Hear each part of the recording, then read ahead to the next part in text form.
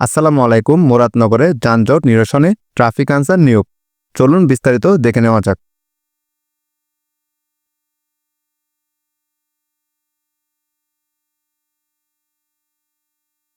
পবিত্র মাহে রমজান উপলক্ষে যানজট নিরসন ও সুশৃঙ্খল পরিবেশ নিশ্চিত করতে কুমিল্লার মুরাদনগরে বিভিন্ন গুরুত্বপূর্ণ স্থানে ২৪ জন ট্রাফিক আনসার নিয়োগ করেছে উপজেলা প্রশাসন।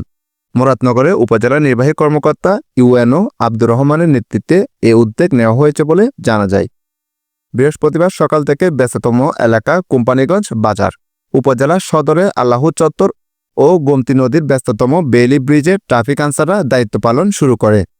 উপজেলা নির্বাহী কর্মকর্তা আব্দুর রহমান বলেন, কোম্পানিগঞ্জ বাজার একটি গুরুত্বপূর্ণ বাণিজ্যিক কেন্দ্র এবং আল্লাহু চত্বরটি ৪ রাস্তার সংযুক্ত স্থল, যেখানে যানজট একটি বড় সমস্যা।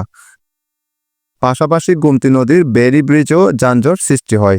যানজট নিরসনে এই ৩টি গুরুত্বপূর্ণ স্থানে ২৪ জন ট্রাফিক আনসার সদস্য নিয়োগ করা হয়েছে। এই জায়গাগুলো যানজট কমাতে আনসার সদস্যরা সর্বদা সক্রিয় থাকবে। এছাড়াও ইউএনও জানান, রমজানে যানজট নিয়ন্ত্রণের পাশাপাশি দ্রব্যমূল্য স্থিতিশীল রাখতে প্রশাসন কঠোর নজরদারিতে রয়েছে। তো এই ছিল বিস্তারিত। যদি এরকম আরও নিউজ জানতে চান, আমার চ্যানেলটি সাবস্ক্রাইব করে পাশে থাকবেন। সকলকে ধন্যবাদ। আসসালামু আলাইকুম।